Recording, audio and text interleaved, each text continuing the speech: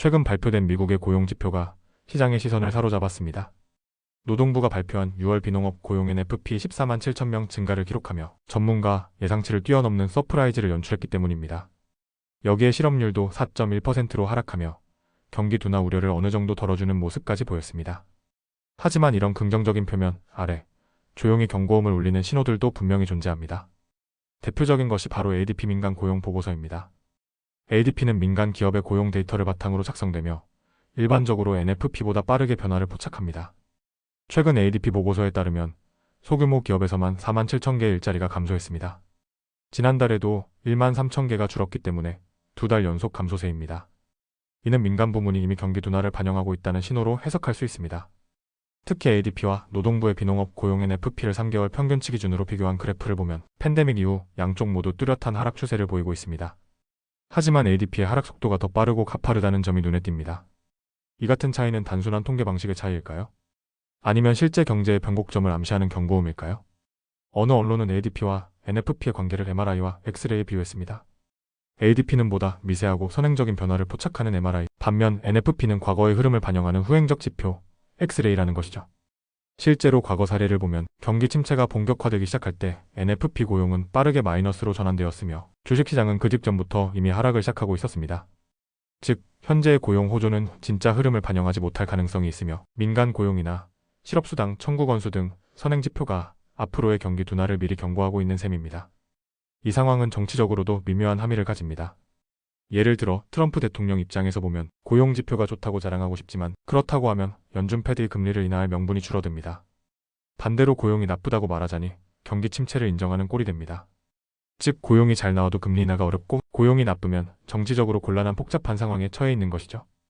그렇다면 지금 미국 경제는 과연 전통적인 경기 둔화 수요 둔화 국면일까요? 그렇지 않습니다. 최근 BCA 리서치는 이번 사이클은 수요 문제가 아니라 공급 문제라고 진단합니다.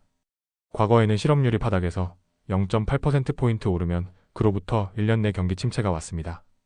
하지만 이번 사이클에서는 같은 폭의 실업률 상승에도 2년이 지나도록 침체가 오지 않았습니다. 왜일까요? 해고는 거의 발생하지 않았고 단지 신규 채용이 줄었을 뿐이기 때문입니다.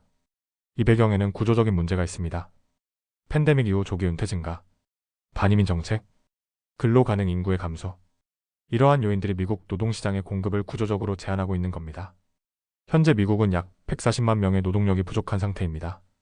그리고 이 부족한 노동 공급, 생산성이 경제 성장의 주요 결정 요인이 되고 있습니다. 더 큰 문제는 노동 공급이 줄어도 소비는 줄지 않고 있다는 점입니다. 조기 은퇴자들은 노동시장에는 기여하지 않지만 여전히 소비 활동을 하기 때문입니다.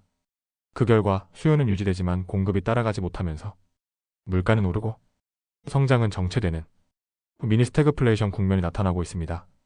이처럼 수요보다 공급이 문제인 상황에서는 금리를 낮추는 전통적인 경기 부양책은 오히려 인플레이션만 자극할 수 있습니다. 따라서 연준도 쉽게 금리 인하에 나서지 못하는 이유가 여기에 있습니다. 이러한 환경에서 투자자들은 어떻게 대응해야 할까요?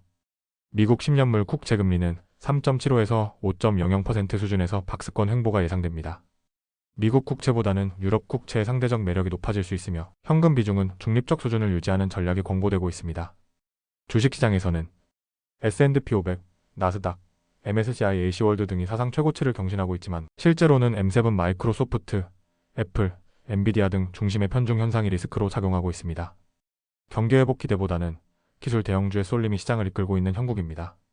결론적으로 앞으로의 미국 경제가 정상화되기 위해서는 금리 인하나 통화 정책이 아니라 노동 공급 회복과 이민 정책 변화가 핵심입니다. 공급 측 개혁이 제대로 이루어지지 않는 한 미국 경제는 성장을 지속하기 어려울 수 있습니다. 지금 우리가 주목해야 할 것은 지표 간의 괴리를 어떻게 해석하느냐입니다. 비농업 고용지표 NFP가 당장의 안도감을 준다면 ADP와 실업수당 청구 건수는 앞으로 다가올 가능성 있는 둔화의 전조일 수 있습니다. 미국 경제가 과연 연착륙에 성공할 수 있을까요? 아니면 서서히 다가오는 조용한 침체에 대비해야 할까요? 앞으로의 지표들과 정책 대응을 함께 지켜보시죠. 영상이 유익하셨다면 좋아요, 구독 부탁드립니다.